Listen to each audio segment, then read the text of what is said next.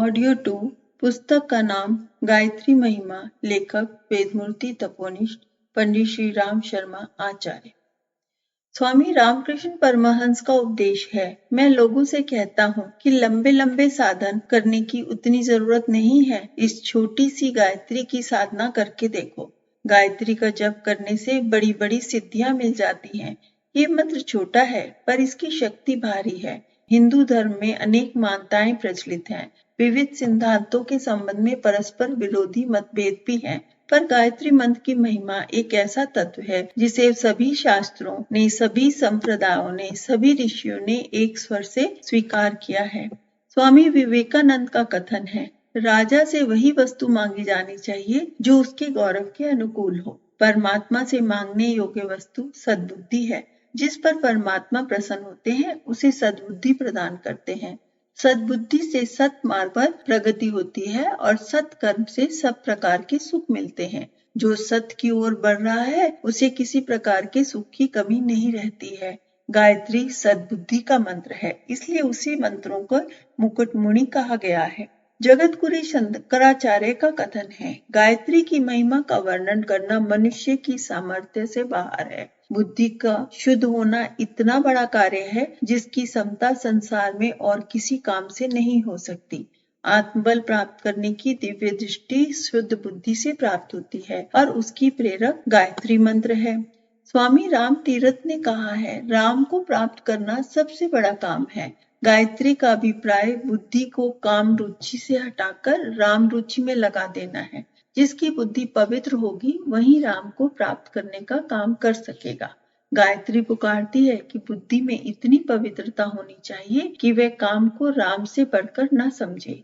महर्षि रमन का उपदेश है, योग विद्या के अंतर्गत मंत्र विद्या बड़ी प्रबल है। मंत्रों की शक्ति से अद्भुत सफलताएं मिलती हैं। गायत्री मंत्र ही है जिससे आध्यात्मिक और भौतिक दोनों प्रकार के लाभ मिलते हैं। स्वामी शिवानंद जी कहते हैं, ब्रह्म मुहूर्त में गायत्री का जप करने से चित्त शुद्ध होता है और हृदय में निर्मलता आती है, शरीर निरोग रहता है और स्वभाव में नर्मता आती है। काली कमली वाले बाबा विशुद्धानंद जी कहते हैं, गायत्री ने बहुतों को सुमार्ग पर लगाया है। कुमारगामी मनुष्य को पहले तो गायत्री की और रुचि ही नहीं होती। यदि ईश्वर की कृपा से ऐसा हो जाए तो वह कुमारगामी नहीं रहता। गायत्री जिसके हृदय में वास करती है उसका मन ईश्वर की ओर जाता है। विषय विकारों की व्यर्थता उसे भली प्रकार अनुभव होने लगती है। कई महात्मा गायत्री का जप करके परम सिद्ध हुए हैं। परमात्मा की शक्ति ही गायत्री है। जो गायत्री के निकट जाता है वह शुद्ध होकर रहता है। आत्म कल्याण के लिए मन की शुद्धि आवश्यक है। मन की शुद्धि के लिए गायत्री मंत्र अद्भुत है। ईश्वर प्राप्ति के लिए गायत्री मंत्र जप की प्रथम सीढ़ी समझना चाहिए। दक्षिण भारत के प्रसिद्ध आत्मज्ञानी टी सुब्बा राव कहते हैं, सविता नारायण की देवी प्रकृति को सावित्री कहते हैं। आदिशक्ति होने के कारण इसे गायत्री कहते हैं। गीता में इसका वर्णन है आदित्य वर्ण कहकर किया गया है। गायत्री की उपासना करना योग का सबसे प्रथम अंग है। श्री स्वामी करपात्री जी का कथन है, जो गायत्री के अधिकारी हैं उन्हें नित्य नियमित रूप से जिसका जप करना चाहिए। दूजों के लिए गायत्री का जप एक अत्यंत आवश्यक धर्म कृत्य है। गीता धर्म की व्याख्या श्री स्वामी विद्यानंद जी कहते हैं, गायत्री बुद्धि को पवित्र करती है। बुद्धि की पवित्रता को बढ़ाकर जीवन में और दूसरा लाभ नहीं है, इसलिए गायत्री एक बहुत बड़े लाभ की जननी है। सर राधाकृष्ण कहते हैं, यदि हम इस सार्वभौमिक प्रार्थना पर विचार करें तो हमें मालूम होगा कि यह हमें वास्तव में कितना ठोस लाभ देती है। गायत्री हमें फिर से जीवन का स्रोत उत्पन्न करने वाली आकुल प्रार्थना है। प्रसिद्ध आर्य समाजी महात्मा सर्वदानंद जी का कथन है, गायत्री मंत्र द्वारा प्रभु का पूजन सदा आर्यों की रीति रही है। ऋषि दयानंद ने भी उन्हीं शैली के अनुसार करके संध्या का विधान और वेदों का स्वाध्याय का प्रदर्शन करना बताया है। ऐसा करने से अंतःकरण की शुद्धि तथा बुद्धि निर्मल होकर मनुष्य का जीवन अपने तथा दूसरों के लिए हितकर हो जाता है। जितना भी इस शुभ कार्य में श्रद्धा और विश्वास हो, उतनी ही अविद्या आदि कलेशों का ह्रास होता है। आर्य समाज के जन्मदाता श्री दयानंद जी ने गायत्री के श्रद्धालु उपासक थे। स्वामी जी ने कहा था कि भागवत सप्ताह की अपेक्षा गायत्री पुष्चरण अधिक श्रेष्ठ है। चारों वेदों का मूल यही गुरु मंत्र है। आदिकाल में सभी ऋषि मुनि इसी का जप किया करते थे। स्वामी जी ने कई स्थानों पर विशाल गायत्री अनुष्ठानों का आयोजन कराया था। इस प्रकार वर्तमान शताब्दी के अनेक गणमान्य बुद्धिवादियों महापुरुषों के अभिमत संग्रहित है। उन पर विचार करने से इस निष्कर्ष पर पहुंचना है कि गायत्री उपासना से कोई अंधविश्वासजन्य परंपरा नहीं है, वरन उसके पीछे आत्मोन्नति करने वाले ठोस तत्वों का बल है। इसी महान शक्ति को अपनाने का जिसने भी प्रयत्न किया है उसे लाभ भी मिला है। गायत्री साधना कभी भी निष्फल नहीं जाती। गायत्री भूलोकों की कामधेनु है। यह आत्मा की समस्त क्षुधा पिपासाओं को शांत करती है। गायत्री का स्पर्श करने वाला कुछ से कुछ हो जाता है, इसलिए उसे पारसमणि भी कहा जाता है। चाहे कोई ग्रस्त हो या विरक्त, गायत्री उपासना सबके लिए समान रूप से लाभदायक है। गायत्री उपासना प्रत्येक द्विज का अनिवार्य धार्मिक कर्तव्य है। उसकी अपेक्षा करना अपने परम पुनीत धार्मिक कर्तव्य से च्युत होना है। अभाव, कष्ट, विपत्ति, चिंता और निराशा की घड़ियों में गायत्री का आश्रय लेने से तुरंत शांति मिलती है। माता की कृपा प्राप्त होने से पर्वत के समान दिखने वाला संकट राई के समान हल्के हो जाते हैं और अंधकार से भी आशा की किरणें प्रकाशवान होती हैं। गायत्री को सर्वशक्तिमान, सर्व सिद्धिदायिनी और सर्व कष्ट विनाशिनी कहा गया है। गायत्री के संबंध में प्राचीन ग्रंथों में सुविस्तृत वर्णन है। अनेक ग्रंथों में गायत्री के विवेचन, इतिहास, विवरण, साधन और महात्म्य के संबंध में बहुत कुछ लिखा हुआ है। गायत्री महामंत्र अकेला ही इतना सारगर्भित है कि उसे समझने में कई जन्म लग जाते हैं। साथ ही उसके गर्भ में वे सभी तत्व ज्ञान भरा हुआ है जिसकी व्याख्या के लिए वेद, शास्त्र, पुराण, इतिहास, दर्शन, उपनिषद, ब्राह्मण, आणक्य, स्मृति, नीति एवं सूत्र ग्रंथों की रचना की गई है। वेद माता गायत्री का मंत्र छोटा सा है, उसमें 24 अक्षर हैं, पर इतने थोड़े में ही अनंत ज्ञान का समुद्र भरा हुआ है। जो ज्ञान गायत्री के गर्भ में है वह इतना सर्वांगपूर्ण एवं परिमार्जित है कि मनुष्य यदि उसे भली प्रकार समझ ले, अपने जीवन में व्यवहार करे, तो उसके लोक परलोक सब प्रकार सुख शांतिदायक बन सकते हैं। गायत्री का संदेश आध्यात्मिक एवं सांसारिक दोनों दृष्टियों से अत्यधिक अर्थपूर्ण एवं उपयोगी है। गायत्री गीता में प्रणव, ओम, व्याहत्यों, भूम भुर्भुवः स्वहा सहित गायत्री मंत्र के 9 शब्दों में सन्निहित मर्म को प्रकट करने का प्रयास किया गया है। यह ज्ञान समुद्र से भी अधिक गहरा है।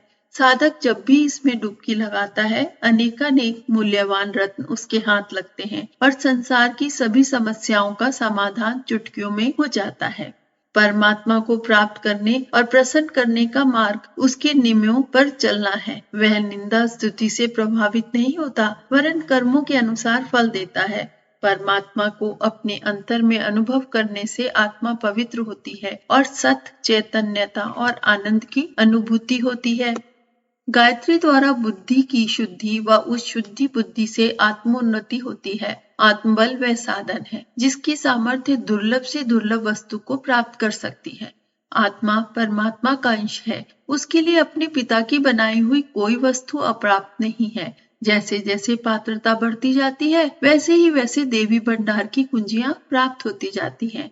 गायत्री के 3 पद प्रसिद्ध हैं, पर उपनिषदों एवं तंत्र ग्रंथों में कहीं कहीं 4 पद वाली गायत्री भी पाई जाती है।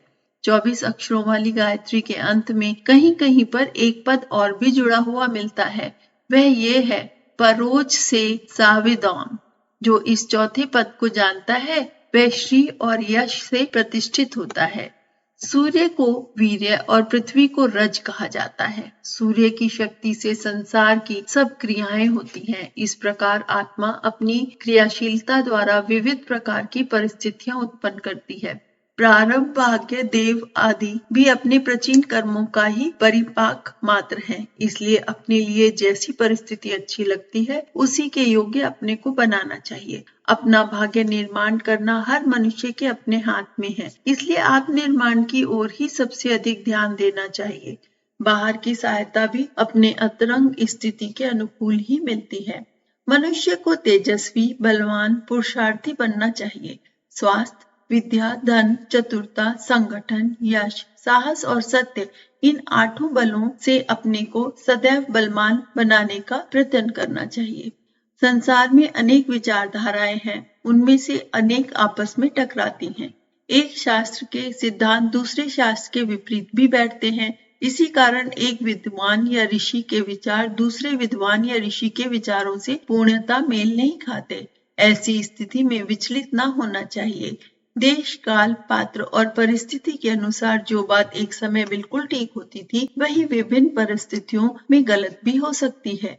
जाड़े के दिनों में जो कपड़े लाभदायक होते हैं, उन्हें गर्मी में काम नहीं चलाया जा सकता। इसी प्रकार एक परिस्थिति में जो बात उचित है, वह दूसरी परिस्थिति में अनुचित हो जाती है। इसलिए किसी ऋषि, विद्वान, नेता व शास्त्र की निंदा न करते हुए हमें उसमें से वह तत्व लेने चाहिए जो आज की स्थिति के अनुकूल है।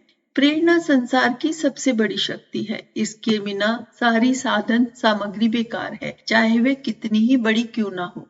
प्रेरणा से उत्साहित एवं प्रवृत्त हुआ मनुष्य यदि कार्य आरंभ कर देता है तो साधन अपने आप जुटा लेता है। उसे ईश्वरीय सहायता मिलती है और अनेक सहयोगी प्राप्त होते हैं। इसलिए अपने आप को सन्मार्ग पर चलने के लिए प्रेरणा तथा प्रोत्साहन देना चाहिए और दूसरों की श्रेष्ठता की दिशा में अग्रसर करने के लिए उन्हें प्रेरित करना चाहिए। वस्तुतः वस्तुएं देकर किसी को उतना उपकार नहीं किया जा सकता। सत्कार्य के लिए प्रेरणा देना इतना बड़ा पुण्य कार्य है कि उसकी तुलना में छोटी मोटी पुण्य क्रियाएं बहुत ही तुच्छ बैठती हैं। जो व्यक्ति इस बात को भली प्रकार हृदयंगम कर लेते हैं, वे कभी भी दुखी नहीं रह सकता। अनिश्चित परिस्थितियां प्राप्त होने पर प्राय मनुष्य शोक, दुख, क्रोध, द्वेष, दीनता, निराशा, चिंता, भय, बेचैनी आदि से उद्विग्न होकर अपना मानसिक संतुलन खो बैठते हैं और अनुकूल परिस्थिति प्राप्त होने पर अहंकार, मद, उद्दंडता, खुशी में फूलकर अस्वाभाविक आचरण करना, इतराना, अपव्यय, शेखी आदि से ग्रस्त हो जाते हैं। ये दोनों ही स्थितियां एक प्रकार के नशे या ज्वर हैं। ये विवेक को अंधा कर देती हैं, जिससे विचार और कार्यों की उच्च श्रृंखला नष्ट भ्रष्ट हो जाती है और आदमी अंधा तथा बावला बन जाता है। इन सत्यानाशी तूफानों से आत्मा की रक्षा करने के लिए मन को स्थिर, संतुलित, स्वस्थ एवं सत्य प्रेमी बनना चाहिए। तभी मनुष्य को आत्मिक, बौद्धिक व शारीरिक शांति मिल सकती है। मृत्यु सदा सिर पर नाचती खड़ी रहती है। इस समय श्वास चल रही है, अगले ही क्षण बंद हो जाए, इसका क्या ठिकाना है। यह सोचकर इस सुर दुर्लभ मानव जीवन का श्रेष्ठतम उपयोग करना चाहिए और थोड़े ही जीवन में क्षणिक सुख के लिए पाप क्यों किए जावें, जिससे चिरकाल तक दुख भोगने पड़े, ऐसा विचार करना चाहिए। यदि विद्या अध्ययन, समाज सुधार, धर्म प्रचार आदि श्रेष्ठ कार्य करने हो तो ऐसा सोचना चाहिए कि जीवन अखंड है, यह निर्विवाद है। जो इस जीवन का सदुपयोग कर रहा है उसे मृत्यु के पश्चात आनंद ही मिलेगा, परलोक, पुनर्जन्म आदि में सुख की प्राप्ति होगी। और जो इस जीवन के क्षणों को दुरुपयोग कर रहा है उसका भविष्य अंधकार में है। इसलिए जो बीत चुका है उसके लिए दुख न करते हुए शेष जीवन का सदुपयोग करना चाहिए। विस्तृत जानकारी के लिए आज से ही स्वाध्याय का क्रम बनाकर आचरण करने के प्रयास में जुट जाना चाहिए।